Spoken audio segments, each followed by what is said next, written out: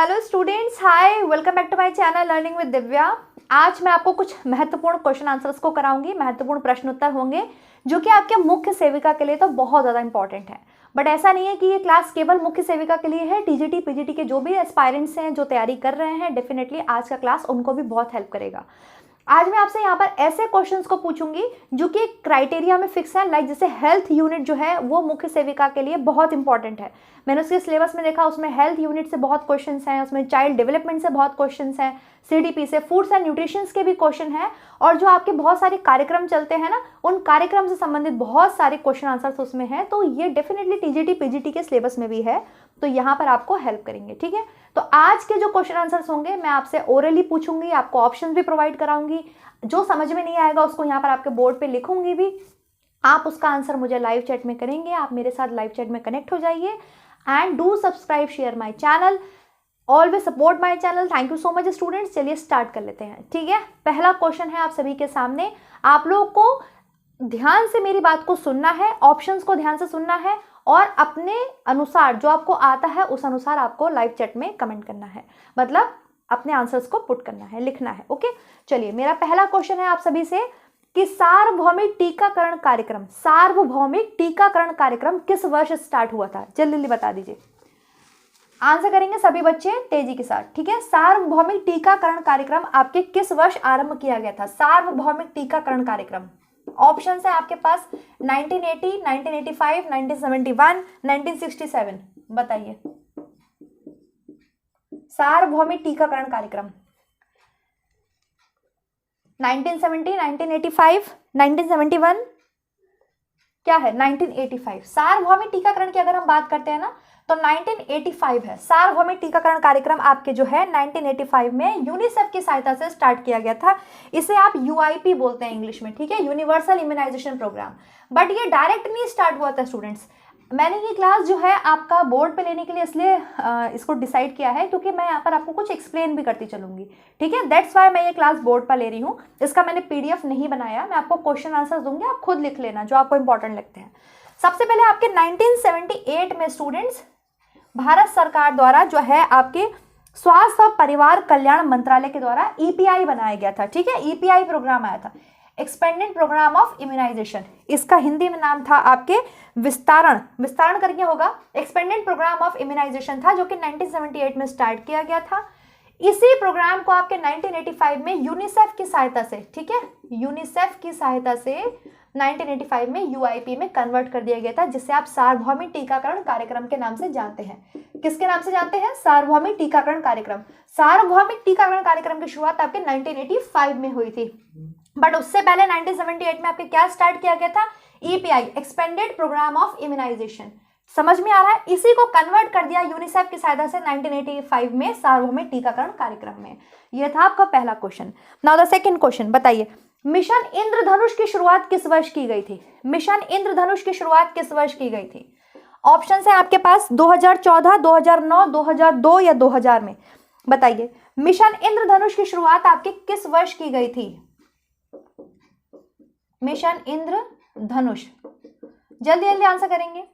2014 में, 2009 में, 2000 में, 2002 में। तो मिशन इंद्रधनुष की शुरुआत स्टूडेंट्स 2014 को 25 दिसंबर 2014 को की गई थी। कब की गई थी?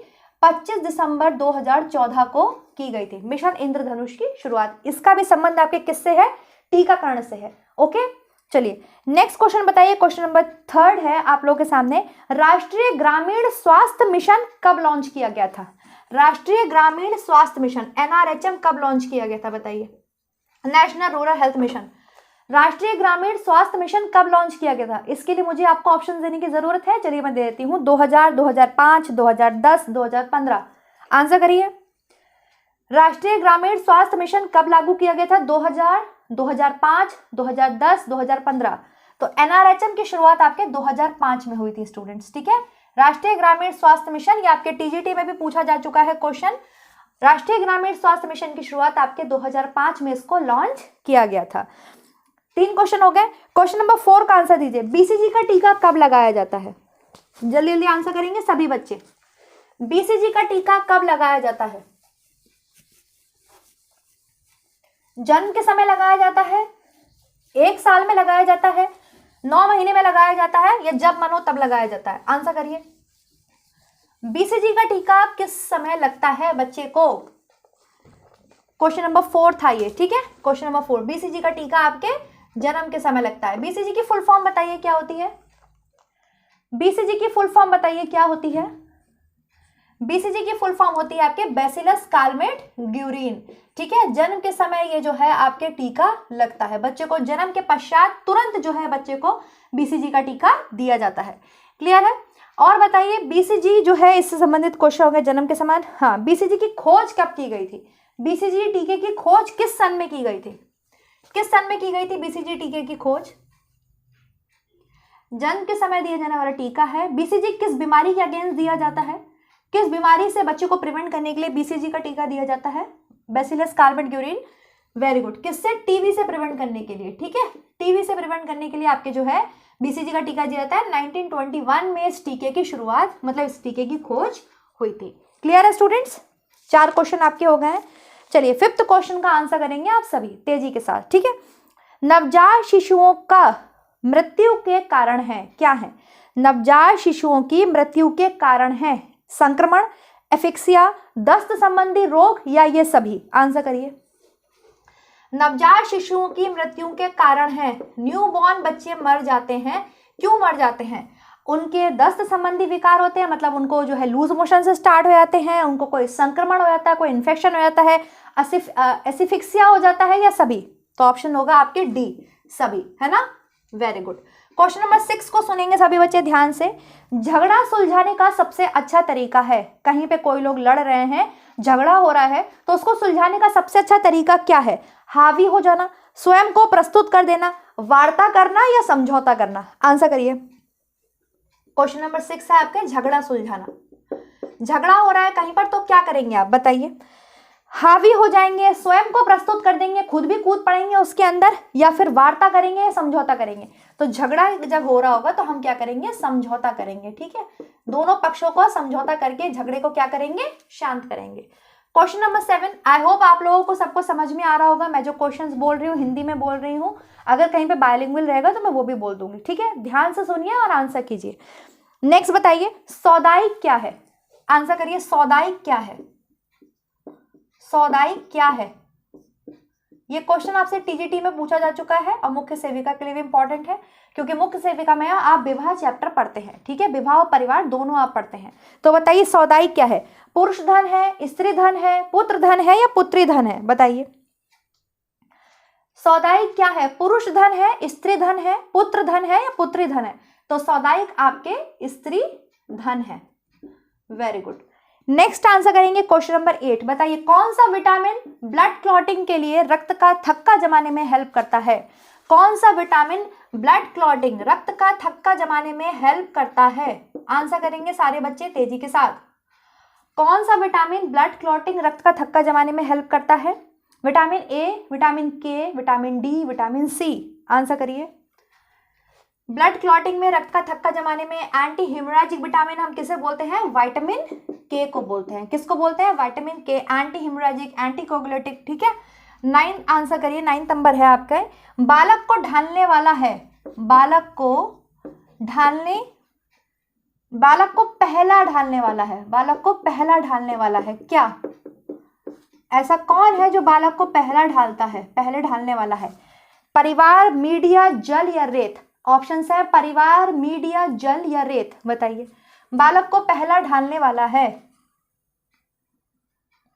बालक को पहला ढालने वाला है परिवार, मीडिया, जल या रेत? क्या हो जाएगा ऑप्शन? परिवार। परिवार जो है भाई बालक की प्रथम पाठशाला है। परिवार ही जो है बालक को पहला ढालने वाला, संरचना देने वाला, आकार देने वाला क्या होता है? परिवार ही होता है, ठीक है। क्वेश्चन नंबर 10 का आंसर कीजिए। परिवार का आरंभिक उपचरण है, परिवार आपके स्टार्ट होता है, परिवार का आरंभिक उपचरण है क्या है? सेवानिवृत्ति, विस्तारण चरण है, या वित्तीय प्रतिलाभ है, या प्रतिष्ठान की अवधि है? आंसर करिए क्वेश्चन नंबर 10 का। परिवार का प्रारंभिक उपचरण है। परिवार के 3 चरण होते हैं, ये तो आप सबको पता है। परिवार का प्रारंभिक उपचरण है। परिवार के 3 चरण होते हैं, भाई इंट्रोड्यूसिंग स्टेज होती है, फिर एक्सपेंडिंग स्टेज होती है, फिर कॉन्ट्रैक्शन होता है। इंट्रोड्यूसिंग जिसे आप समायोजन की अवस्था बोलते हैं, आप जो कहते हैं इंट्रोड्यूस हो रही है फैमिली, है ना, एक आदमी दो लोग शादी करते हैं तो इंट्रोडक्शन स्टेज होती है, आप उसको समायोजन की अवस्था बोलते हैं। दूसरी आपकी एक्सपेंडिंग विस्तारण अवस्था होती है। तो किसमें मैंने आपसे क्वेश्चन पूछा है, परिवार का आरंभिक उपचरण है सेवानिवृत्ति, विस्तारण चरण, वित्तीय प्रतिलाभ, प्रतिष्ठान की अवधि, तो आप बोलेंगे विस्तारण चरण, ऑप्शन नंबर बी। नेक्स्ट बताइए 11 का आंसर दीजिए। डायरी प्रोविजन एक्ट कब आया? डायरी प्रोविजन एक्ट कब आया? डायरी प्रोविजन एक्ट समझते हैं? दहेज निरोध अधिनियम किस वर्ष आया? इसके मुझे वर्ष बताने की जरूरत नहीं है, जल्दी जल्दी आंसर करिए। दहेज निरोध अधिनियम, डायरी प्रोविजन एक्ट कब आया?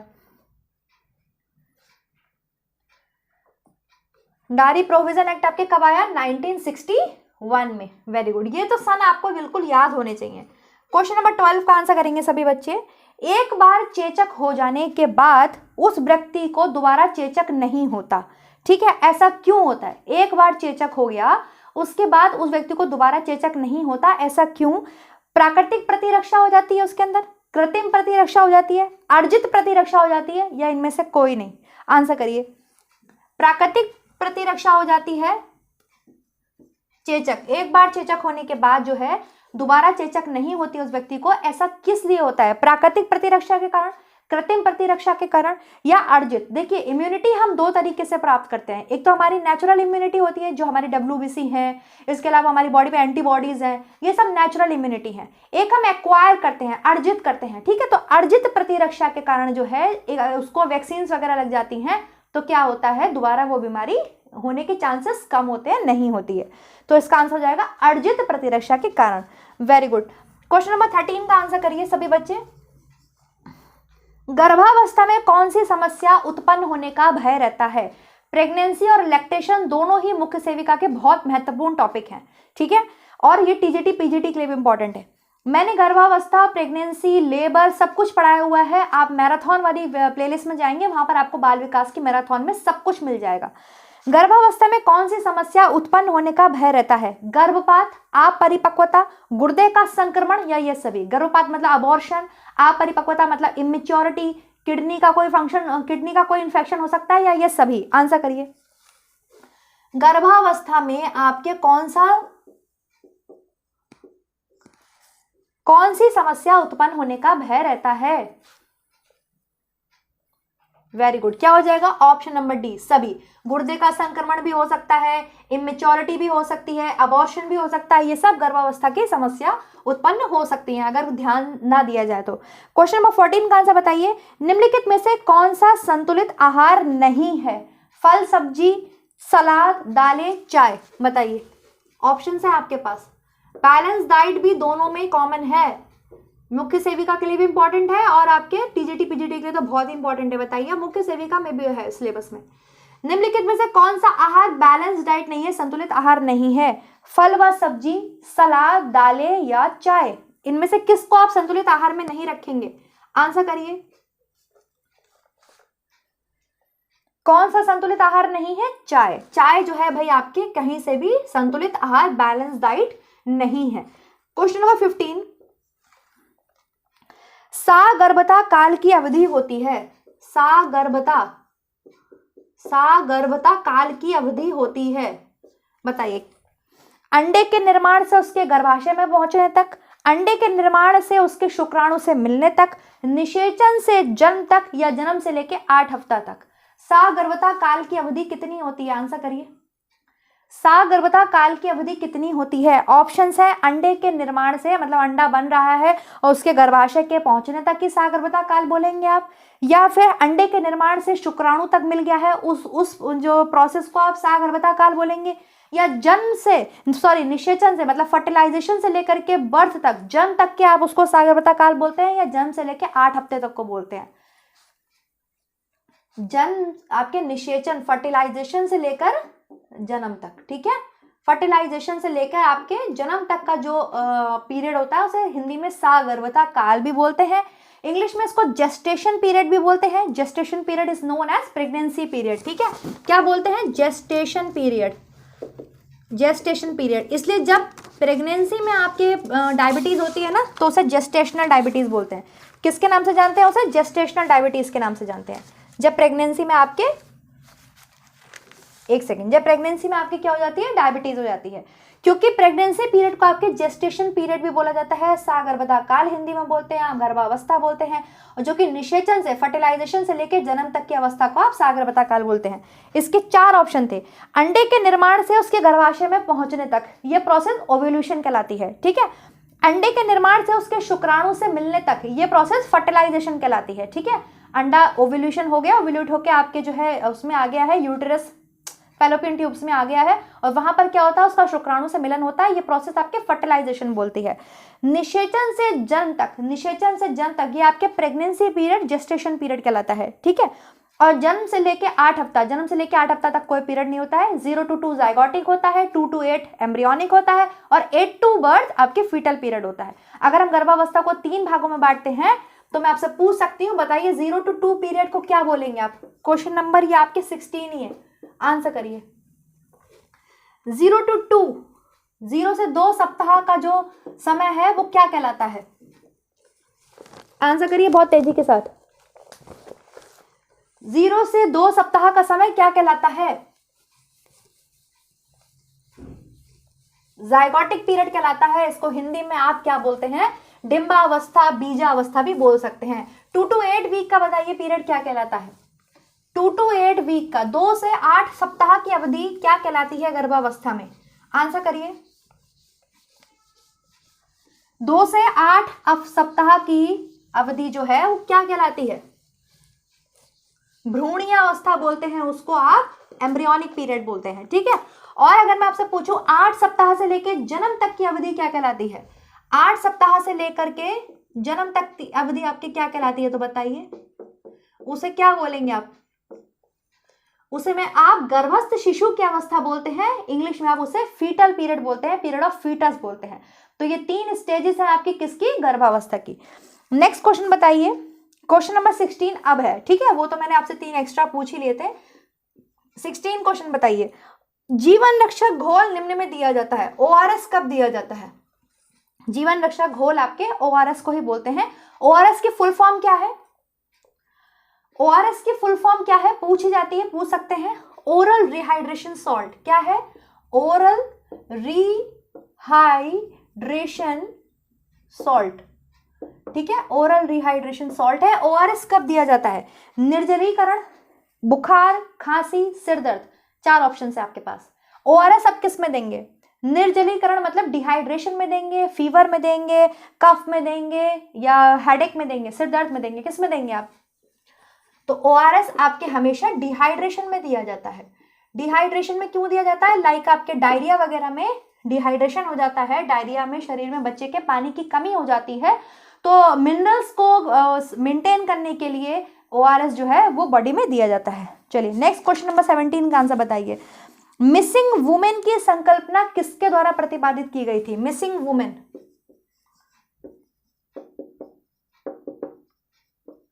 मिसिंग वुमेन की संकल्पना किसके द्वारा प्रतिपादित की गई थी? अमर्त्य सेन, मार्शल, C रंगराजन, या डीवी, जॉन डीवी, किसके द्वारा जो है मिसिंग वुमेन की संकल्पना दी गई थी? जल्दी बताइए। जो एग्जैक्ट तैयारी कर रहे हैं भाई मुख्य सेविका की, वो तो आंसर कर पाएंगे। बहुत बच्चों का कहना था मैम आप मुख्य सेविका के लिए क्लास लाइए, तो स्पेशली मैंने उनको ध्यान में रखते हुए क्लास बनाया है। और ऐसा नहीं है कि ये केवल एक ही मैं आपको क्वेश्चन पेपर दूंगी, और भी कराऊंगी, क्योंकि इसमें टीजीटी पीजीटी वाले बच्चों को भी फायदा हो रहा है, ठीक है। तो जो हार्ट ब्रोक कर लेते हैं ना, वो हार्ट ब्रोक मत किया करो, खुश रहने की कोशिश करो। आपको जो मिल रहा है उसी में खुश रहने की कोशिश करा करो, ठीक है। मिसिंग वुमेन की संकल्पना आपके जो है, संकल्पना आपके अमर्त्य सेन ने दी थी। किसने दी थी? अमर्त्य सेन। एक सेकेंड, अमर्त्य सेन, ठीक है। क्वेश्चन नंबर 18 का आंसर करिए। गर्भकालीन अवस्था होती है, गर्भकालीन अवस्था होती है, बताइए गर्भकालीन अवस्था होती है,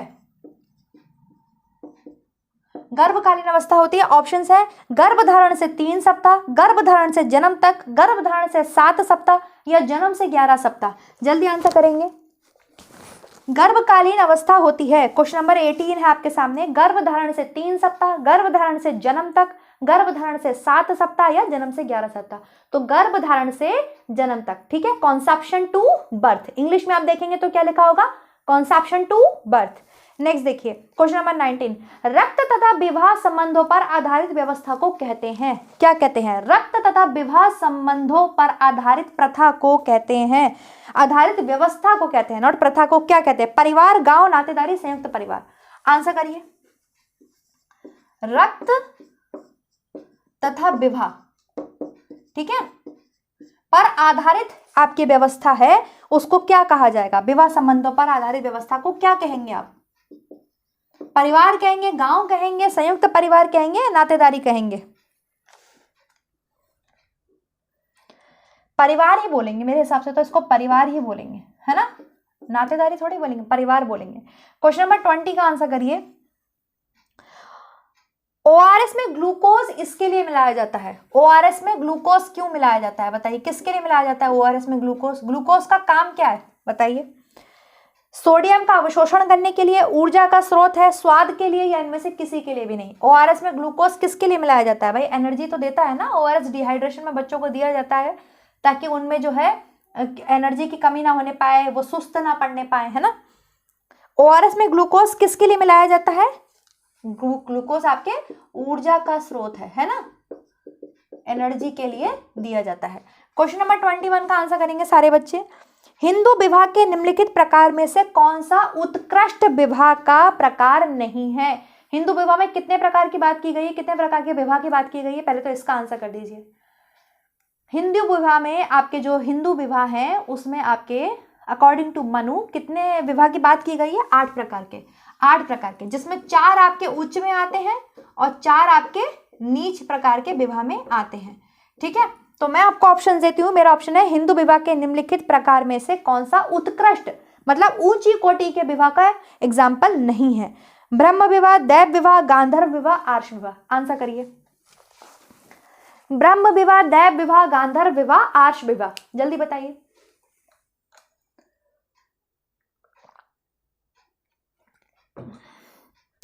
कौन सा नहीं है, गांधर्व, गांधर्व किस में आता है, नीच विवाह में आता है, ठीक है। इसी में आपके एक बेटी बेचवा विवाह आता है, काफी 4 विवाह इसमें आते हैं, 4 ऊपर आते हैं। नेक्स्ट बताइए, बॉडी मास इंडेक्स का फॉर्मूला बताइए, बीएमआई का फॉर्मूला बताइए। क्वेश्चन नंबर 22, बीएमआई का फॉर्मूला बताइए बॉडी मास इंडेक्स का, खुद लिखिए सारे बच्चे, ऑप्शंस नहीं दूंगी। बीएमआई का फॉर्मूला बताइए। अगर अभी भी आप बीएमआई और बीएमआर नहीं बता पाओगे तो बहुत ही अजीब बात है। कितनी बार तो उसकी वीडियो को मैंने जो है आपको, अगर आपने मुझसे पढ़ा है, कितनी बार टेलीग्राम पर शेयर किया है बीएमआई और बीएमआर, और कितनी बार पढ़ाया है बताइए। क्वेश्चन नंबर है 22, फॉर्मूला बताइए बीएमआई का, बॉडी मास इंडेक्स।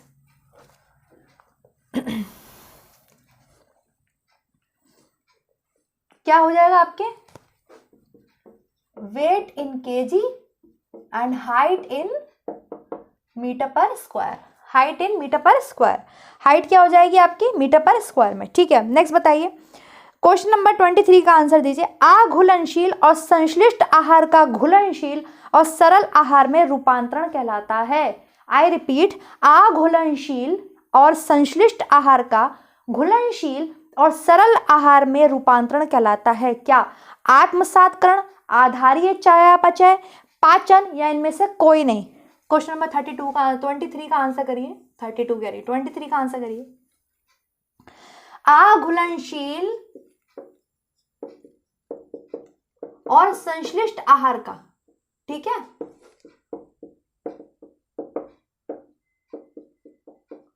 संश्लिष्ट आहार का सरल और घुलनशील में परिवर्तन क्या कहलाता है, क्या कहलाता है, आत्मसात्करण, आधारीय चयापचय, पाचन, इनमें से कोई नहीं, आधारीय चयापचय, बीएमआर कहलाता है, ठीक है, बेसल मेटाबॉलिक रेट कहलाता है। 24 का आंसर करिए। भारतीय बाल कल्याण परिषद की स्थापना कब की गई थी बताइए, भारतीय बाल कल्याण परिषद की स्थापना कब की गई थी, भारतीय बाल कल्याण परिषद की स्थापना 1952 में की गई थी, 1970 में की गई थी, 1999 में की गई थी, 1980 में की गई थी, 1952 में की गई, 1970 में की गई, 1999 में की गई, 1980 में की गई। जल्दी बताइए 24 का आंसर। भारतीय बाल कल्याण परिषद की स्थापना कब की गई? 1952 में की गई। ठीक है स्टूडेंट, कब की गई? 1952 में। आप लिख सकते हैं इसका आंसर। चलिए नेक्स्ट क्वेश्चन बताइए, कौन सा युग्म सही है? मैं आपको 4 ऑप्शन देती हूँ, तो बताइए कौन सा युग्म आपके सही है। ठीक है, कौन सा युग्म आपके सही है? A, B, C, D। आपको बताना है कौन सा युग्म सही है।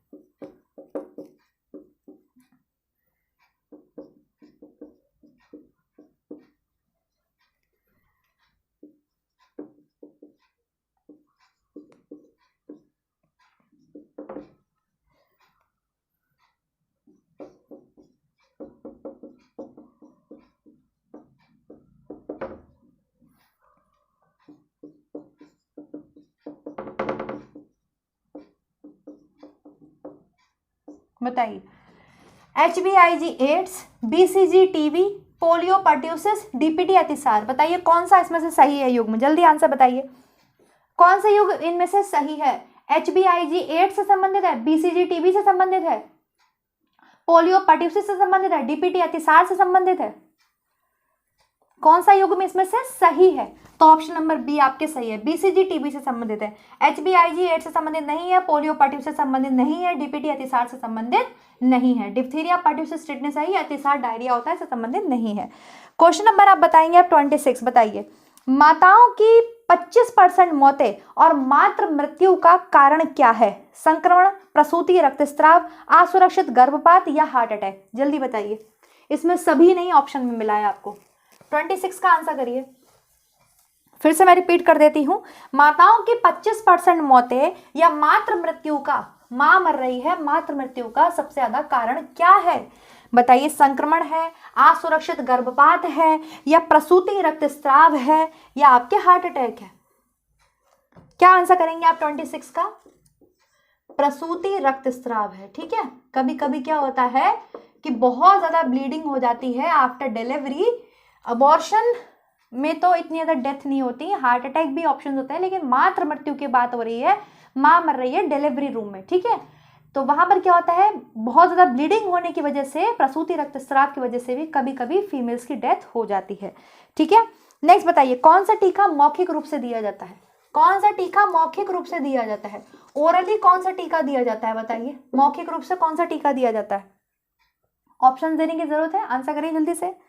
कौन सा टीका आपके मौखिक रूप से दिया जाता है? चलिए ऑप्शन दे देती हूँ, DPT, BCG, पोलियो या हेपेटाइटिस ए। आंसर करिए, कौन सा टीका आपके मौखिक रूप से दिया जाता है? DPT, BCG, polio, hepatitis A. Polio का टीका, पोलियो का टीका आपके मौखिक रूप से दिया जाता है। 28 का आंसर करिए सारे बच्चे। मूल संवेग है, मूल संवेग क्या होते हैं? मूल संवेग है, वॉटसन के अनुसार आंसर कर दीजिए। चलिए मैं आपको इतनी छूट देती हूँ, मूल संवेग है अकॉर्डिंग टू वॉटसन। कौन से मूल संवेग हैं बच्चों में? बताइए, मूल संवेग हैं अकॉर्डिंग टू वॉटसन, आप आंसर कर दीजिए। मूल संवेग कौन से होते हैं? प्रेम, क्रोध और ईर्ष्या, है ना। चलिए नेक्स्ट बताइए, बच्चों का विकास परिणाम है, बच्चों का विकास परिणाम है सिर्फ सीखने का, सिर्फ परिपक्वता का, सिर्फ व्यक्तिगत विभिन्नताओं का, या सीखने और परिपक्वता का? आंसर करिए। बच्चों का विकास परिणाम है, किसका परिणाम है? बच्चों का विकास, डेवलपमेंट किसका प्रोडक्ट है, किसका परिणाम है? बताइए, सिर्फ सीखने का, सिर्फ परिपक्वता का, सिर्फ व्यक्तिगत विभिन्नताओं का, या सीखने और परिपक्वता का? Very good, option number D, सीखने और परिपक्वता का परिणाम है बच्चों का विकास या डेवलपमेंट। 29 बताइए, बुद्धि लब्धि निकालने का फॉर्मूला है। 29 क्यों होगा? एक सेकेंड, 30 होगा ना यहाँ पर। हाँ बताइए, बुद्धि लब्धि निकालने का फॉर्मूला बताइए।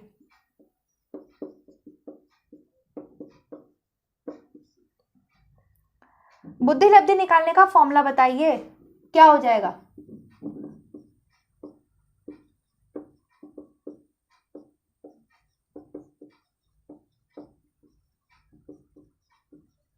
कौन सा ऑप्शन ठीक है इसमें से बताइए।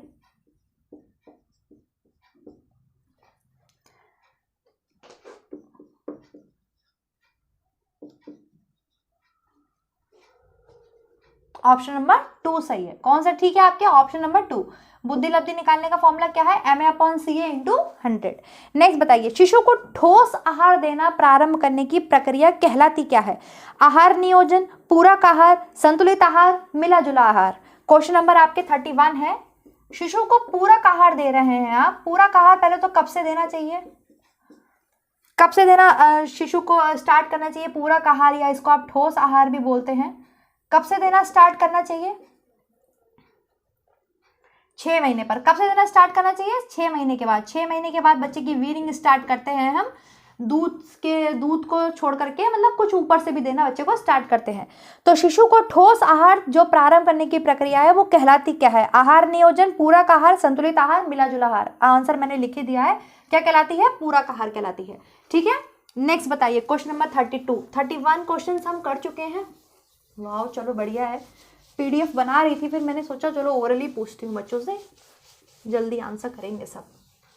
थोड़ी मेरी मेहनत भी बच गई PDF बनाने में। 32 का आंसर करेंगे। ठीक है, ब्रेल भाषा प्रयोग की जाती है, बताइए किसके लिए?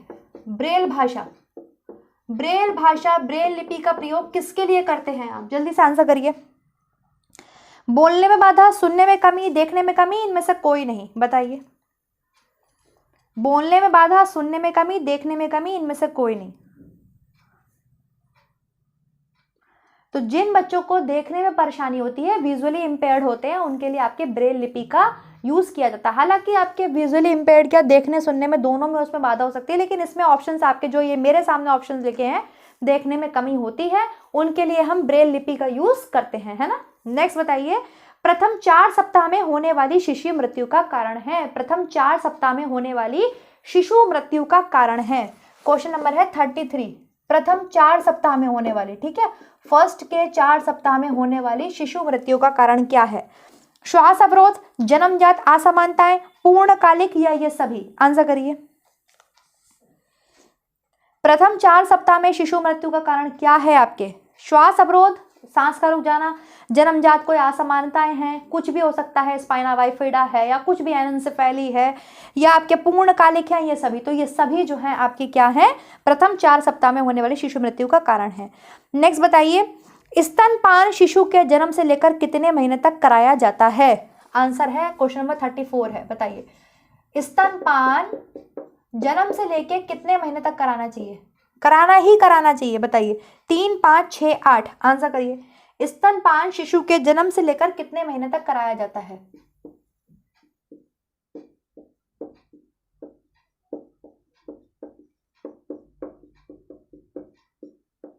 कितने महीने तक कराना चाहिए? तो आपके 6 मंथ तक। कितने मंथ तक कराना चाहिए? 6 मंथ तक तो कराना ही कराना चाहिए। 6 मंथ तक बच्चे का जो आहार है वो केवल क्या होना चाहिए? माँ का दूध ही होना चाहिए, ठीक है। नेक्स्ट बताइए, सूर्य की किरणों में कौन सा विटामिन प्राप्त होता है? सूर्य की किरणों से कौन सा विटामिन प्राप्त होता है? जल्दी आंसर करिए। Question number 35। सूर्य की किरणों से कौन सा विटामिन प्राप्त होता है? ऑप्शंस देने की जरूरत नहीं है यहाँ।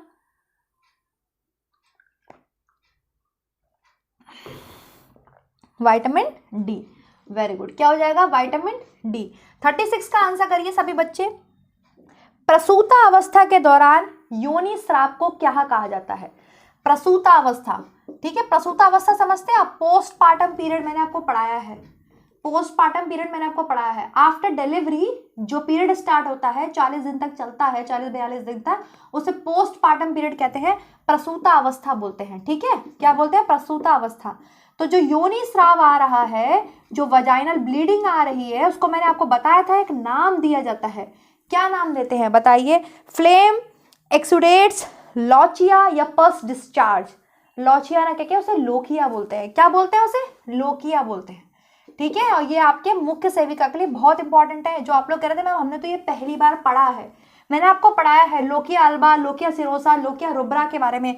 जो सबसे स्टार्टिंग में आता है वो रुब्रा आता है ना, फिर आपके सिरोसा आता है, देन फिर लास्ट में आपके अल्बा आता है। ये कलर भी पूछे जाते हैं, लोकिया रुब्रा आपके रेड कलर का होता है, रुब्रा से रेड, सिरोसा आपके पिंक कलर का होता है, पिंक ब्राउनिश कलर का होता है, और अल्बा आपके येलो कलर का होता है, येलो एंड व्हाइट मिक्सअप होता है। इसे लोकिया बोलते हैं। प्रसूतावस्था के बाद जो 40 दिन तक ब्लीडिंग होती है ना फीमेल्स को, बच्चे के डिलीवरी के बाद सारी बॉडी की गंदगी निकलती है, 40-42 दिन तक जो है फीमेल को ब्लीडिंग आती रहती है, उसको हम योनि स्राव को लोकिया के नाम से जानते हैं। किस नाम से जानते हैं? लोकिया।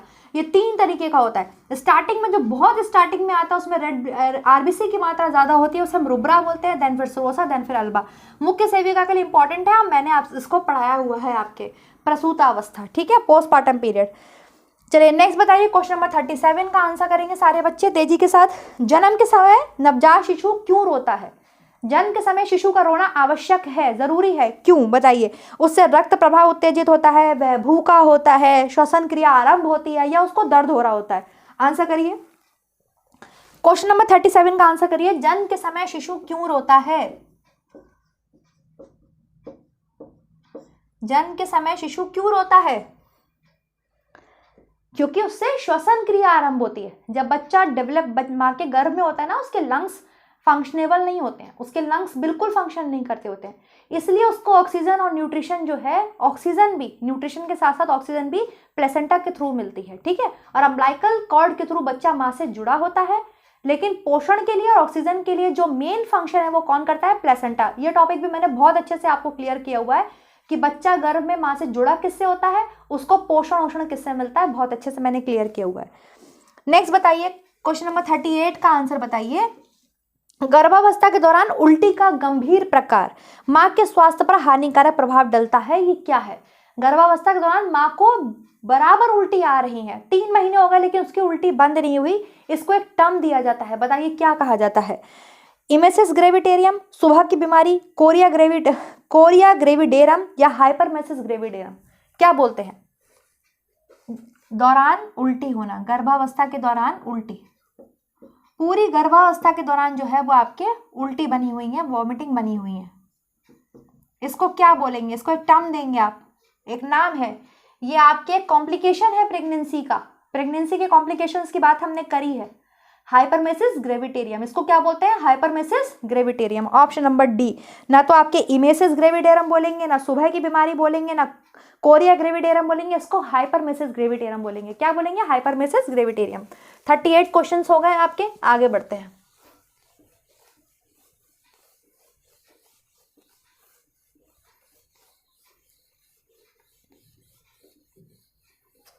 क्वेश्चन नंबर 39, ओके, चलिए स्टार्ट करते हैं। विकास का अर्थ है शरीर की गतियों पर नियंत्रण में प्रगति, ठीक है। क्या है क्वेश्चन आपके 39?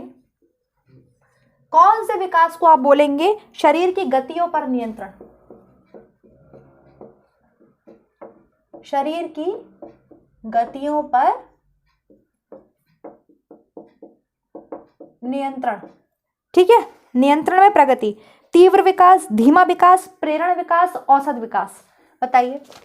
शरीर की गतियों पर नियंत्रण में प्रगति, नियंत्रण में प्रगति, किस विकास को बोलेंगे आप? धीमे विकास को, तीव्र विकास को, प्रेरक विकास को, प्रेरण विकास को, या औसत विकास को? तो प्रेरण विकास को, है ना, प्रेरण विकास को। चलिए क्वेश्चन नंबर 40 का आंसर बताइए। बच्चों के लिए राष्ट्रीय टीकाकरण कार्यक्रम में के अनुरूप बीसीजी वैक्सीन कब दी जाती है? ये तो हो गया क्वेश्चन, मैंने आपसे पूछ लिया बीसीजी की वैक्सीन कब दी जाती है, तो ये नहीं करेंगे। नेक्स्ट क्वेश्चन बताइए। 6 माह की अवस्था में आमतौर पर बालक का वजन होता है, बताइए। 6 माह मिल जाएगा या कहीं कहीं आपको 4 माह भी मिल जाएगा, कोई दिक्कत नहीं है, ठीक है। 6 माह या 4 माह की अवस्था पर बच्चों का वजन होता है। कई बच्चे पूछते हैं मैम हमने तो 4 माह पढ़ा है, 4 माह पढ़ा है, कोई बात नहीं, 4 मिलता है, कहीं कहीं 6 माह भी मिलता है। तो 4 महीने में, 6 महीने की अवस्था में बच्चों का वजन जन्म के वजन से कितना हो जाता है?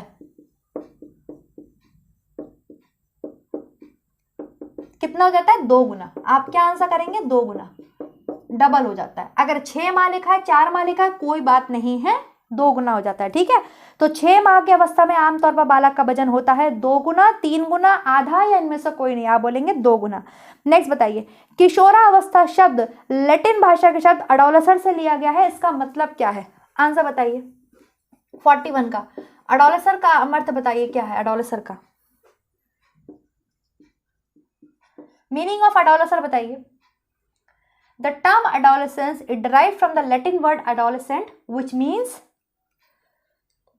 समझ, वास्तविकता, विकास या परिपक्वता की ओर, परिपक्वता की ओर वृद्धि या परिपक्वता की ओर। क्या बोलेंगे आप? एडोलेसेंस का मतलब होता है परिपक्वता की ओर या परिपक्वता की ओर वृद्धि। ठीक है, किस भाषा से लिया गया है? लैटिन भाषा के शब्द एडोलेसर से एडोलेसेंट बना है। ठीक है, 42 का आंसर बताइए। चेचक का कॉजिंग एजेंट बताइए। चेचक बीमारी का कॉजेटिव एजेंट बताइए। वेस्टर्न लाइन, वेरिसेला, हर्पल सिम्प्लेक्स या राइनो। चेचक किस वायरस के कारण होता है? चेचक के वायरस का नाम बताइए। West Nile, varicella, herpes simplex या राइनो।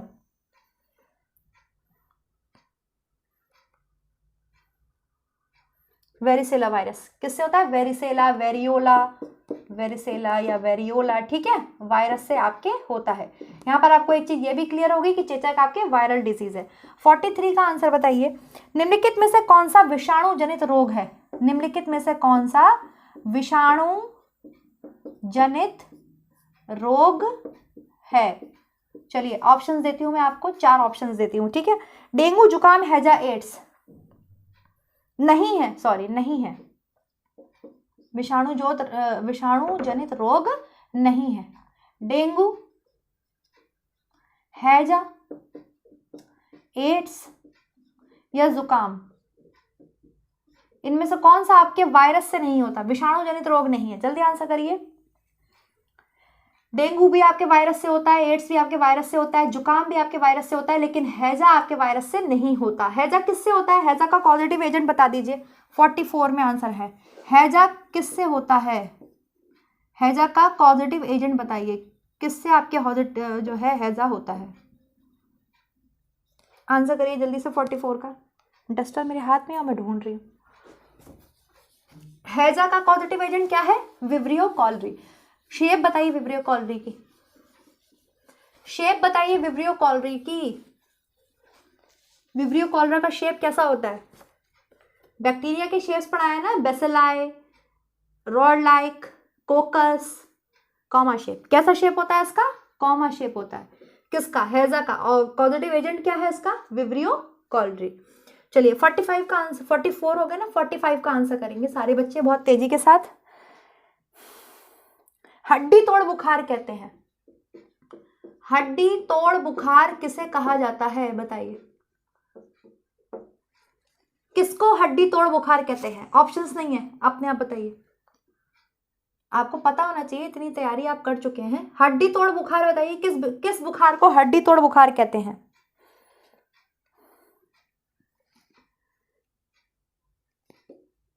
डेंगू को। किसको कहते हैं? डेंगू को। एकमात्र अनाज बताइए जिसमें कैरोटीन पाया जाता है। यहां पर जो ऑप्शन है, ठीक है, उसके अकॉर्डिंग, जिसमें कैरोटीन पाया जाता है, केराटिन नहीं, कैरोटीन पाया जाता है। ठीक है, थोड़ी प्रोनाउंसिएशन अपनी सही करो। कैरोटीन विटामिन ए है, कैरेटिन प्रोटीन है। मैं 4 ऑप्शन देती हूँ, बताइए। पीली मक्का, हल्दी, जीरा, गेहूं। जल्दी बताइए। पीली मक्का, कैरोटीन पाया जाता है। पीली मक्का, गेहूं, हल्दी या चीनी। निम्नलिखित में से किसमें आपके कैरोटीन पाया जाता है? तो पीली मक्का में आपके कैरोटीन पाया जाता है। Very good. 46 का आंसर करिए। निम्नलिखित में से कोलेस्ट्रॉल का सर्वाधिक घनिष्ठ संबंध किससे है? कोलेस्ट्रॉल का संबंध किससे है? बताइए। ऑप्शंस है दूध, फल, वसा, प्रोटीन। जल्दी बताइए। निम्नलिखित में से किसमें से आपके वसा का संबंध है? ऑप्शंस मैंने आपको दे दिए। घनिष्ठ संबंध कोलेस्ट्रॉल का किससे है? निम्नलिखित में से कोलेस्ट्रॉल का संबंध किससे है? दूध, फल, वसा, प्रोटीन। तो आप बोलेंगे वसा से। किससे है मैम? वसा से। वसा से आपके कोलेस्ट्रॉल का संबंध है। नेक्स्ट बताइए, 48 बताइए। विटामिन ए की कमी से होने वाला, विटामिन ए की कमी से प्रकट होने वाला सबसे पहला लक्षण बताइए। विटामिन ए की कमी से होने वाला पहला लक्षण।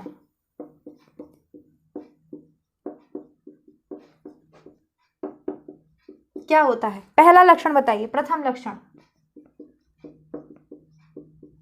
क्या होता है? रतौंधी। क्या होता है? रतौंधी। रतौंधी जिसे आप नाइट ब्लाइंडनेस कहते हैं, जिसमें अंधेरे में दिखाई नहीं देता है। 49 का आंसर कीजिए।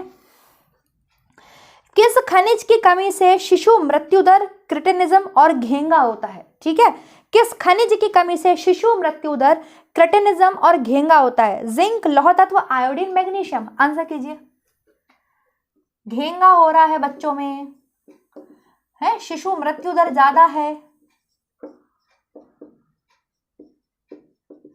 क्रिटिनिज्म हो रहा है बच्चों में,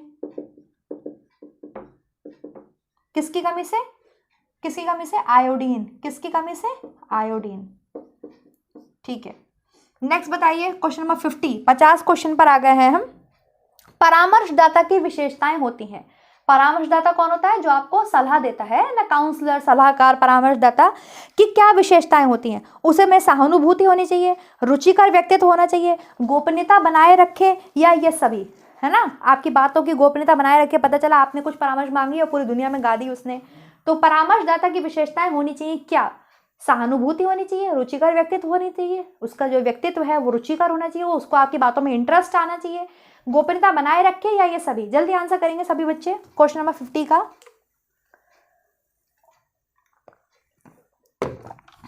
हाँ जी भाई, तो क्या हो जाएगा? डी हो जाएगा कि ये सभी उसमें क्वालिटी होनी चाहिए। नेक्स्ट बताइए, चिकित्सीय परामर्श में सबसे मूल्यवान कौशल कौन सा है?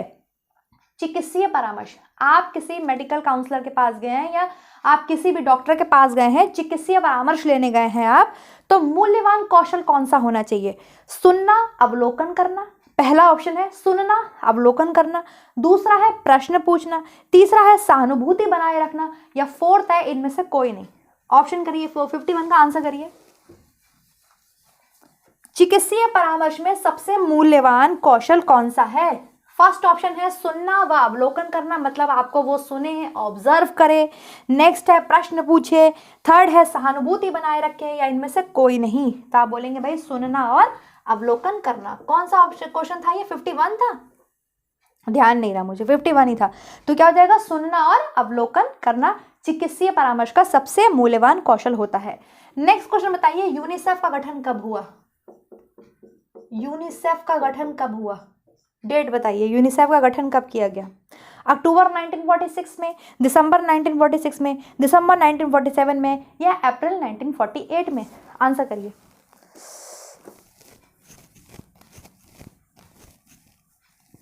कब हुआ? आंसर करेंगे सारे बच्चे।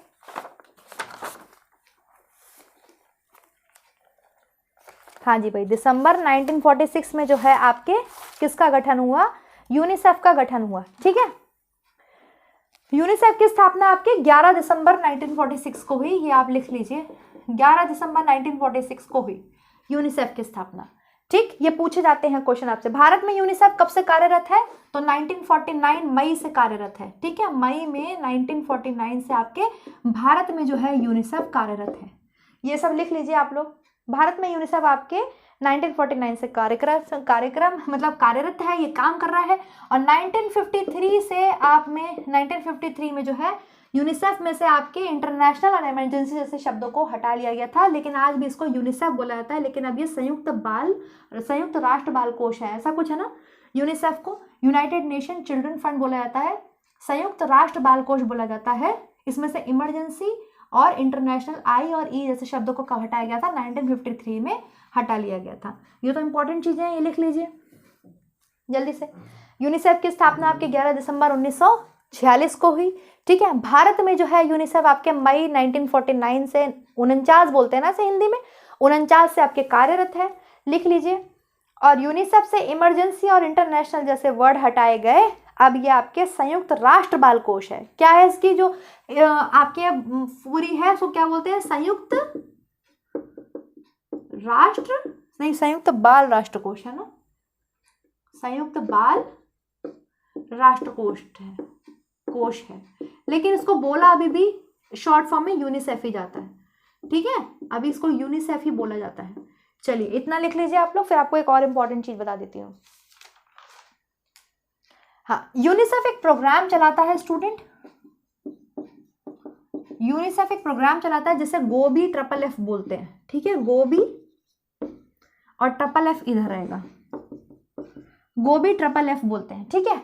यूनिसेफ एक प्रोग्राम चलाता है जिसे गोबी ट्रिपल एफ बोलते हैं, ये लिख लीजिए। एक अभियान चलाता है, ये जो अभियान है बच्चों की डेथ रेट को कम करने के लिए चलाया गया था यूनिसेफ के द्वारा, लिख लीजिए जल्दी से सारे बच्चे। यूनिसेफ एक अभियान चलाता है जिसको आपके गोबी बोलते हैं, गोबी, और ट्रिपल एफ का संबंध आपके फीमेल से है, क्योंकि यूनिसेफ आपके महिलाओं और बच्चों दोनों के लिए काम करता है ना, है ना, महिलाओं बच्चों दोनों के लिए काम, अगर ऑप्शन में महिला बच्चे दोनों होंगे तो दोनों के लिए काम करता है। तो गोबी में लिखिए, पहला है growth and monitoring, growth and monitoring, O से आपके हो जाएगा ओरल रिहाइड्रेशन, ओरल रिहाइड्रेशन ही है ना, हाँ ओरल रिहाइड्रेशन, और बी से ये ब्रेस्ट फीडिंग को बहुत सपोर्ट करता है, मतलब ब्रेस्ट फीडिंग को सपोर्ट करना चाहिए, बच्चों को ब्रेस्ट से फीड जरूर कराना चाहिए, हर हाल में कराना चाहिए, और जितना आप ब्रेस्ट से फीड कराओगे ना उतना ही ज्यादा मिल्क प्रोड्यूस होता है, ठीक है। प्रोलैक्टिन की एक खासियत होती है, प्रोलैक्टिन हार्मोन होता है ना, मिल्क प्रोड्यूसिंग हार्मोन कौन सा है, मैं यहाँ पर बहुत सारे क्वेश्चन आपसे पूछ सकती हूँ, बहुत सारे। मिल्क प्रोड्यूसिंग हार्मोन कौन सा है, वह कौन सा हार्मोन है जो आपके मैमरी ग्लैंड्स में दूध के निर्माण के लिए आवश्यक है, कौन सा है वो हार्मोन, प्रोलैक्टिन। चलो अभी करती हूँ बाद में, आई से आपके इम्यूनाइजेशन, अभी करती हूँ, ब्रेस्ट फीडिंग पे बात करती हूँ मैं, छोड़ूंगी थोड़ी, जब मैंने पढ़ाया तो सब पूछूंगी, पता होना चाहिए। तो ग्रोथ एंड मॉनिटरिंग, बच्चे की बराबर आप ग्रोथ एंड मॉनिटरिंग करते रहिए। ओरल रिहाइड्रेशन, उसके शरीर में पानी की कमी नहीं होनी चाहिए, ठीक है। ब्रेस्ट फीडिंग को सपोर्ट करना चाहिए, हमेशा ब्रेस्ट फीडिंग को सपोर्ट करता है। शायद आपकी, शायद क्या, अगस्त का फर्स्ट वीक जो है वो ब्रेस्ट फीड वीक कहा जाता है ना, अगस्त का फर्स्ट वीक, और इम्यूनाइजेशन पर बहुत बल देता है। ये प्रोग्राम है यूनिसेफ का, चलता है गोबी। ट्रिपल एफ की बात करें, ये महिलाओं से संबंधित है ट्रिपल एफ, इसमें भी लिख लीजिए आप, family education, family spacing, food supplementation, ठीक है, फैमिली नहीं, फीमेल एजुकेशन, फीमेल एजुकेशन। दूसरा एफ है फूड सप्लीमेंटेशन,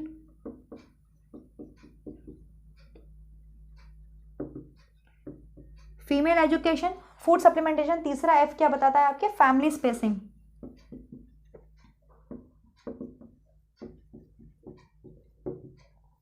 ये प्रोग्राम है जो आपके यूनिसेफ चलाता है, गोबी ट्रिपल एफ, ध्यान से लिख लीजिए इसको, गोबी तो है ही, ट्रिपल एफ भी है, लिख लीजिए जल्दी जल्दी, इसका स्क्रीनशॉट ले लीजिए आप। तो यूनिसेफ आपकी क्या चलाता है, एक गोबी प्रोग्राम चलाता है। यह अभियान बालकों की डेथ रेट को कम करने के लिए आपके चलाया गया था। संयुक्त राष्ट्र बाल कोष बोलते हैं इसको, क्या बोलते हैं, मेरे बार बार दिमाग से निकल रहा है, संयुक्त राष्ट्र बाल कोष बोलते हैं, मैं संयुक्त बाल राष्ट्र कोष लिखे बैठी हूँ, मुंह से सही निकलता है और बार बार गलत हो जा रहा है, संयुक्त,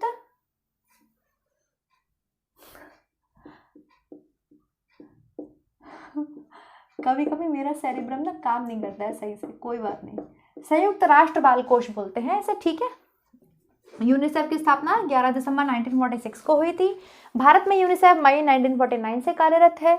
1953 में से जो है आपके यूनिसेफ से क्या हटा दिया गया था, इंटरनेशनल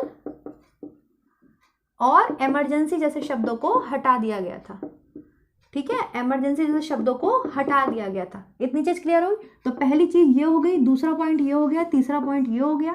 अब ये क्या है, संयुक्त राष्ट्र बाल कोष है, लेकिन इसको निमोनिक जो है या इसको शॉर्ट फॉर्म में यूनिसेफ ही बोला जाता है आज भी। फोर्थ पॉइंट ये हो गया आपके, यूनिसेफ एक अभियान चलाता है जिसे गोबी अभियान कहते हैं, जी इसका मतलब है ग्रोथ एंड मॉनिटरिंग, ठीक है, वृद्धि को बराबर मॉनिटर करते रहना, oral rehydration, breast feeding, immunisation को सपोर्ट करता है। इसके अलावा एक ट्रिपल एफ प्रोग्राम भी है, गोबी ट्रिपल एफ पूरा लिखते हैं इसको, गोबी ट्रिपल एफ, ठीक है। ट्रिपल एफ से क्या है, फीमेल के एजुकेशन पे बल देता है, फूड सप्लीमेंटेशन पे बल देता है, फैमिली स्पेसिंग पे बल देता है। ये आप लिख लीजिए जल्दी से, इसका स्क्रीनशॉट ले लीजिए, मैं साइड में हो जाती हूँ। क्लियर, इतना क्लियर हो गया। चलिए मैं रब करती हूँ। ब्रेस्ट फीडिंग, ब्रेस्ट की बात कर रही थी मैं, ब्रेस्ट मिल्क की बात कर रही थी मैं, ओके। चलिए बताइए जल्दी जल्दी, यहाँ पर ऑप्शंस, मैं आपको ऑप्शंस क्या पूछ ही रही हूँ। मिल्क प्रोड्यूसिंग हार्मोन बताइए, मिल्क इजेक्ट आउट हार्मोन बताइए, मिल्क इजेक्शन हार्मोन बताइए, जल्दी बताइए। मिल्क प्रोड्यूसिंग हार्मोन कौन सा है, जो दूध के बनने में हेल्प करता है मदर के ब्रेस्ट में, ह्यूमन के ब्रेस्ट में, मदर के ब्रेस्ट में। और मिल्क के इजेक्ट आउट में कौन सा हार्मोन हेल्प करता है? मिल्क इजेक्शन हार्मोन बताइए। मिल्क प्रोड्यूसिंग कौन सा है? प्रोलैक्टिन। कौन सा है? Prolactin hormone. और मिल्क इजेक्ट आउट हार्मोन कौन सा है? ऑक्सीटोसिन। ठीक है, प्रोलैक्टिन कहाँ बनता है? प्रोलैक्टिन कौन सिक्रेट करता है? प्रोलैक्टिन आपके पिट्यूटरी, एंटीरियर पिट्यूटरी सिक्रेट करती है। ठीक है, दोनों पिट्यूटरी से सिक्रेट होते हैं, लेकिन ये अग्र भाग से सिक्रेट होता है। ऑक्सीटोसिन पोस्टीरियर पिट्यूटरी सिक्रेट करती है, पिट्यूटरी के पीछे वाले भाग से सिक्रेट होता है। ठीक है, ये जो प्रोलैक्टिन होता है ना, ये क्या करता है, मतलब इसको जितना बच्चा सक करेगा, जितना सकिंग जो रिफ्लेक्स है वो रहेगा, सकिंग रिफ्लेक्स मतलब बच्चा माँ के निपल को सक करेगा दूध पीने के लिए, उतना प्रोलैक्टिन बॉडी में बनता है, उतना प्रोलैक्टिन बॉडी में बनेगा। तो क्या करना है? ब्रेस्ट फीडिंग को सपोर्ट करने से मतलब है कि अगर मिल्क माँ के शरीर में बन रहा है या नहीं बन रहा है, उसको बच्चे को फीड कराना चाहिए। सकिंग जो रिफ्लेक्स है वो बहुत अच्छे से होना चाहिए, बच्चे अच्छे से ब्रेस्ट को सक करे और मिल्क पिए, तो जितना वो सक करेगा उतना प्रोलैक्टिन बॉडी में बनेगा और उतना ही मिल्क जो है मदर की बॉडी में बनेगा। ठीक है, और मदर की बॉडी में मिल्क बनाने के लिए आपके प्रोलैक्टिन जरूरी है, और उसमें से उसको बाहर निकालने के लिए ब्रेस्ट में से ऑक्सीटोसिन जरूरी है। ठीक है, चलिए नेक्स्ट देखते हैं क्वेश्चन। मैं आपसे पूछती हूँ, 52 क्वेश्चन कर चुके हैं हम, 51-52 क्वेश्चन हो चुके हैं, है ना। आई थिंक नेक्स्ट देख लेते हैं, जितने कर सकती हूँ फटाफट से करा देती हूँ, फिर बाकी बाद में देख लेंगे हम। यूएनडीपी की स्थापना कब की गई थी बताइए? 53 है, आई थिंक मैं भूल गई। यूएनडीपी की स्थापना बताइए कब की गई? यूएनडीपी की, संयुक्त राष्ट्र विकास कार्यक्रम, यूनाइटेड नेशन डेवलपमेंट प्रोग्राम की स्थापना कब की गई थी? जल्दी बताइए, यूएनडीपी की स्थापना कब की गई? 25 नवंबर 1965 को की गई। कब की गई? 25 दिसंबर 1965 को की गई। ठीक है, इतना लिख लीजिए। अब बताइए, मनरेगा कब लागू किया गया? मनरेगा कब लागू किया गया? जल्दी बताइए, मनरेगा कब लागू किया गया? भारत में ग्रामीण विकास के लिए मनरेगा कब लागू किया गया? जनवरी 2008, फरवरी 2006, अगस्त 2009 या अक्टूबर 2005? जल्दी बताइए, मनरेगा कब लागू किया गया? भारत में ग्रामीण के विकास के लिए मनरेगा आपके फरवरी 2006 में लागू किया गया। कब लागू किया गया? फरवरी 2006 में। 2005 में वो संसद में रखा गया था, 2006 में ये लागू हुआ। ठीक है, आंध्र प्रदेश के अनंतपुर जिले में 2006 में। 55 का आंसर बताइए। डोमेस्टिक वायलेंस एक्ट बताइए कब लागू हुआ? डोमेस्टिक वायलेंस एक्ट कब आया? डोमेस्टिक वायलेंस एक्ट, जिसे आप घरेलू हिंसा अधिनियम बोलते हैं। ठीक है, कब आया? डोमेस्टिक वायलेंस एक्ट की डेट बता दीजिए जल्दी से। डोमेस्टिक वायलेंस एक्ट, घरेलू हिंसा अधिनियम,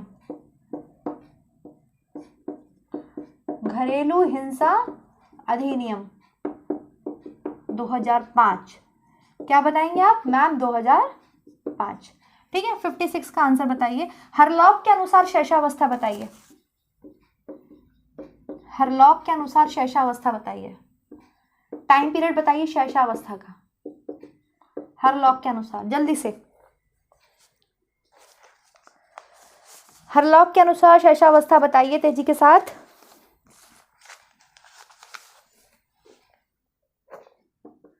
चौदह दिन है ना, 2 वीक तक की। 14 दिन, 0 to 2 वीक, जन्म के बाद के 14 दिन को वो हरलॉक शैशवावस्था बताती हैं। मैं खुद हैरान हो गई थी ये जानकर कि ये महिला है। इतना पढ़ के आ गए और अब आगे पता चलता है कि हरलॉक मैडम महिला है। फर्क क्या पड़ता है? 0 to 2। 56 क्वेश्चन हो गए आपके। नेक्स्ट बताइए, जल जनित रोग है, ऑप्शन है आपके पास टीबी, खसरा, टाइफाइड, सभी जल जनित रोग है।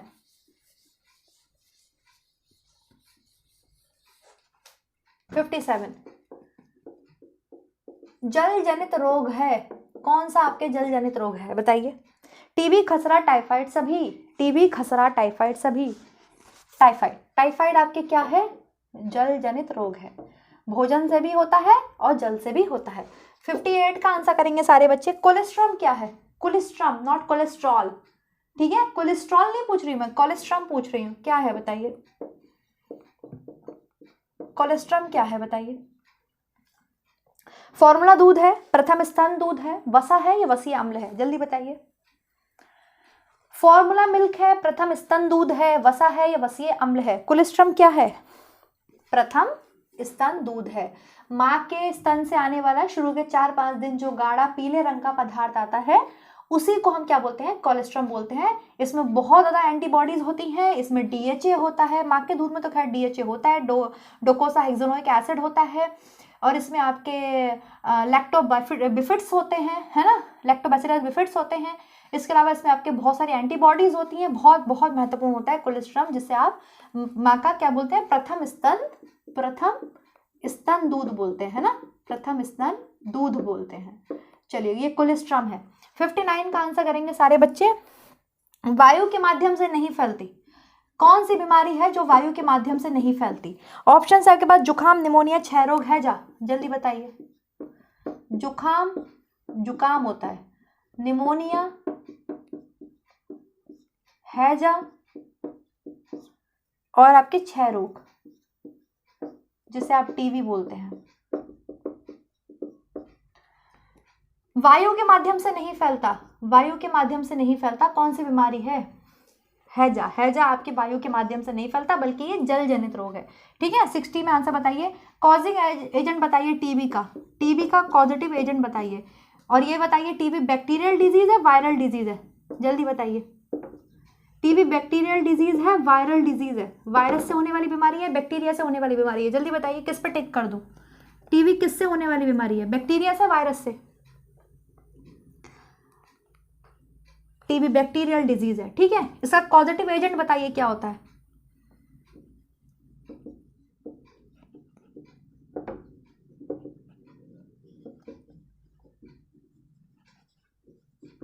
Mycobacterium tuberculosis. ठीक है, नेक्स्ट बताइए, निकट दृष्टि दोष वाले व्यक्ति को किस लेंस का चश्मा लगाना चाहिए? 61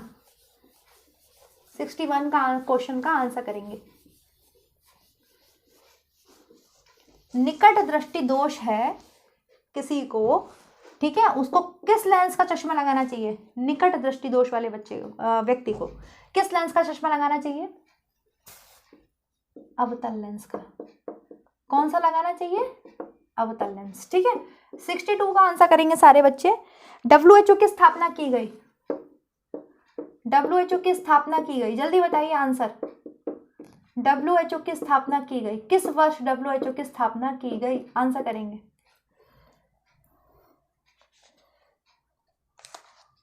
WHO की स्थापना की गई, जल्दी बताइए।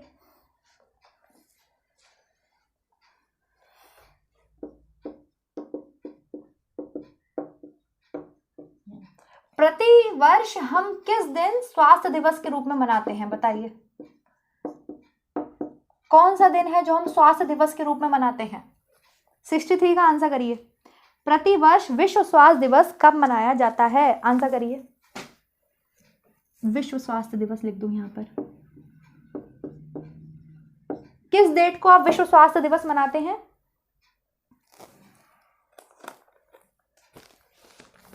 7 अप्रैल, जिस दिन आपके WHO की स्थापना हुई थी, इसीलिए इस डेट को हम विश्व स्वास्थ्य दिवस के रूप में मनाते हैं। 64 का आंसर करिए। भारतीय रेड क्रॉस सोसाइटी की स्थापना कब हुई? बताइए, भारतीय रेड क्रॉस सोसाइटी की स्थापना कब हुई? इसके लिए ऑप्शन देने की जरूरत नहीं है, फटाफट आंसर बताया करिए। भारत में रेड क्रॉस सोसाइटी की स्थापना किस वर्ष हुई? बहुत मतलब आसान क्वेश्चन है ये। 1920 में। कब हुई? 1920 में। 65 का आंसर करिए। रेड क्रॉस का निशान किस रंग का होता है? बताइए, रेड क्रॉस का निशान किस रंग का होता है? निशान का रंग बताइए। लाल होता है, पीला होता है, काला होता है, हरा होता है? रेड क्रॉस का निशान किस रंग का होता है?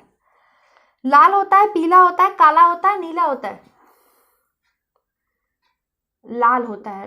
किस कलर का होता है ये? रेड कलर का होता है। 66 का आंसर बताइए।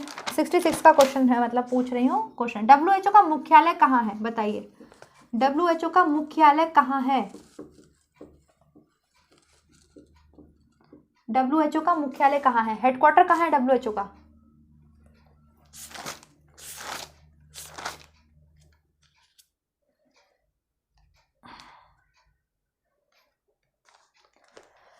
कहाँ है आपके? स्विट्जरलैंड जिनेवा में है। Very good. 67 का आंसर आप बताएंगे। बाल विकास के चरण है शैशवावस्था, बाल्यावस्था, किशोरावस्था या सभी? 67 है, मैंने आपसे पूछा है, बताइए। बाल विकास के चरण हैं, बाल विकास के चरण हैं 67, बाल विकास के चरण है। बाल विकास के कौन कौन से चरण होते हैं? शैशवावस्था, बाल्यावस्था, किशोरावस्था या सभी? तो आप बोलेंगे सभी। ठीक है। शैशवावस्था जीवन का सबसे महत्वपूर्ण काल है, ये कथन किसका है बताइए? 68 आपसे पूछ रही हूँ। शैशवावस्था जीवन का सबसे महत्वपूर्ण काल है, ये किसने बोला है? ये स्टेटमेंट किसका है?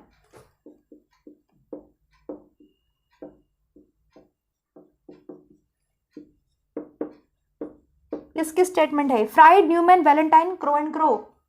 जल्दी बताइए।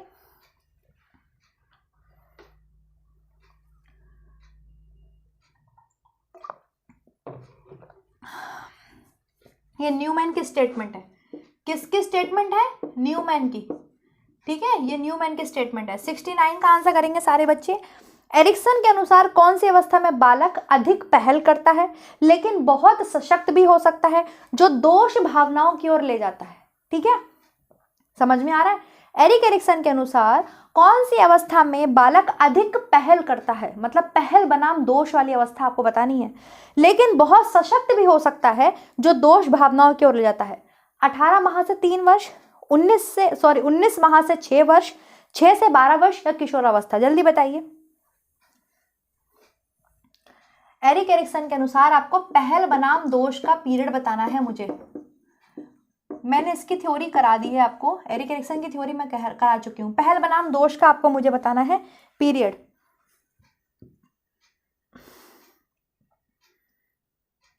उन्नीस माह से, यहां पर जो ऑप्शन होगा वो होगा आपका 19 माह से 6 वर्ष वाला। ठीक है, या आप बोल सकते हैं 3 to 6 ईयर्स वाला। 3 to 6 ईयर्स मैंने आपको पढ़ाया है कि अर्ली चाइल्डहुड की 2 विशेषताएं बताई हैं एरिक एरिक्सन ने। 2 भागों में अर्ली चाइल्डहुड को पढ़ाया, मतलब बांटा हुआ है।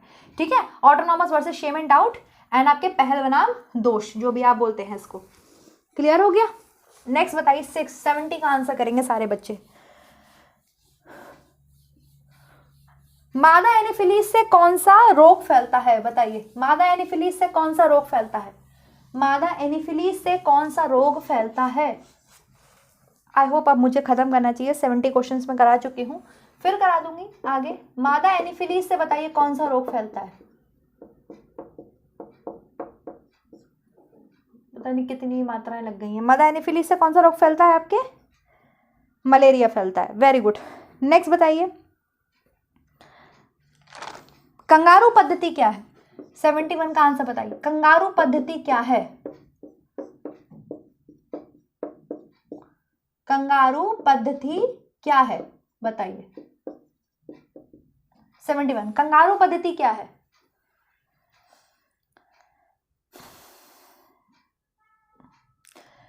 भाई कंगारू पद्धति जो है वो आपके नवजात शिशु को गर्म रखने का एक तरीका है। जिस बच्चे का वेट 2.5 kg से कम होता है ना, 2.5 kg से कम होता है, ठीक है, ऐसे बच्चों के शरीर को गर्म रखने के लिए, माँ से बच्चे को जुड़ाव के लिए, ताकि उसका अटैचमेंट बना ले, अच्छे से वो क्या करे, ब्रेस्ट को फीड कर सके, ठीक है, फीडिंग के लिए एक पद्धति अपनाई जाती है, उसे हम कंगारू पद्धति कहते हैं। I explain. कंगारू पद्धति नवजात शिशु के शरीर को गर्म रखने का एक तरीका है। यह तरीका मेनली कम वजन के नवजात शिशु के लिए लाभकारी है, जिनका वजन आपके 2.5 kg से कैसा होता है, कम होता है। तो ऐसे बच्चों के शरीर को गर्म रखने के लिए, ठीक है, स्तनपान हो सके उसके लिए अच्छे से, और माँ से बच्चे का जुड़ाव हो सके, अटैचमेंट हो सके, इसके लिए एक पद्धति अपनाई जाती है जिसे हम कंगारू पद्धति कहते हैं। क्लियर? आईसीडीएस की स्थापना कब हुई बताइए? आईसीडीएस की स्थापना कब हुई? जल्दी से बता दीजिए आंसर। आईसीडीएस की स्थापना कब हुई? जल्दी बताइए।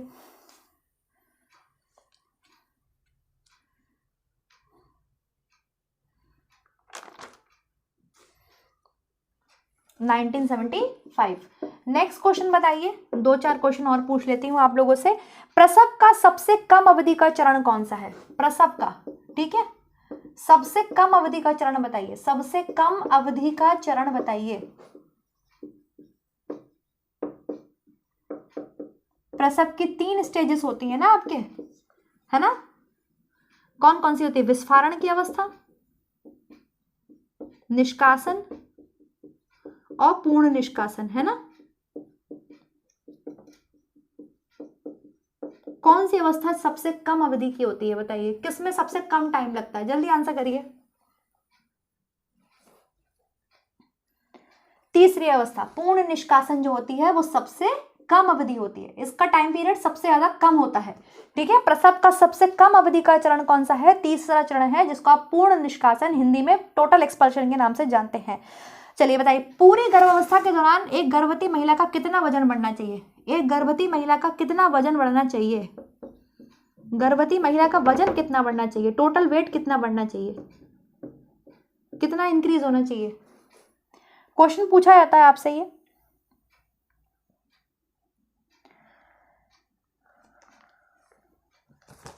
भाई 10 से 12 किलो कितना बढ़ना चाहिए? 10 से 12 केजी कम से कम बढ़ना चाहिए। तो ठीक है गाइस, 74 क्वेश्चंस हो गए हैं और टाइम हो गया है। मैंने आपको थोड़ा सा समझा भी दिया यूनिसेफ वगैरह के बारे में। आई होप आपको ये क्वेश्चन समझ में आए होंगे, अच्छे से आप क्लियर कर पाए होंगे, और आई होप कि आपके सभी आंसर्स ठीक हुए होंगे। आप अपना अपना जो स्कोर है वो बताना मुझे, एंड ये भी बताना कि ये जो क्वेश्चंस हैं इनमें से क्या आपको इररेलेवेंट लगा, जो कि आपके क्वेश्चन मतलब सिलेबस के अकॉर्डिंग नहीं है। चाहे मैं टीजीटी की बात करूं, चाहे मैं पीजीटी की बात करूं, चाहे मैं आपके मुख्य सेविका की बात करूं। आज ये स्पेशल क्लास केवल और केवल मुख्य सेविका की तैयारी कर रहे बच्चों के लिए थे। ठीक है, बहुत बेसिक्स क्वेश्चन थे, एकदम बेसिक से मैंने क्वेश्चन उठाए थे। आगे जो सेट मिलेगा उसमें मैं आपको और भी ज्यादा क्वेश्चंस करवाऊंगी। लक्ष्य तो मेरा 100 क्वेश्चंस का था, बट टाइम हो गया है क्योंकि पीडीएफ नहीं बना पाई थी मैंने ओरली पूछे हैं। 74 क्वेश्चंस मैंने आपसे पूछ लिए हैं, तो लगभग आप मुझे बताएंगे आपके कितने आंसर्स ठीक हुए हैं। ठीक है, बाकी के क्वेश्चंस को हम नेक्स्ट कभी जब मैं आपको कराऊंगी, इसका पीडीएफ अगर मैं बना पाई और अच्छे से मैं आपको करा पाई तो मैं नेक्स्ट वीडियो में आपको ज़रूर कराऊंगी। ओके, आई होप ये वीडियो आपको पसंद आया होगा, तो लाइक सब्सक्राइब शेयर ज़रूर कर दीजिएगा, and always support women empowerment. Thank you so much, पढ़ते रहिए, अपना अपना ध्यान रखिए, बी सेफ है and be healthy. Bye students.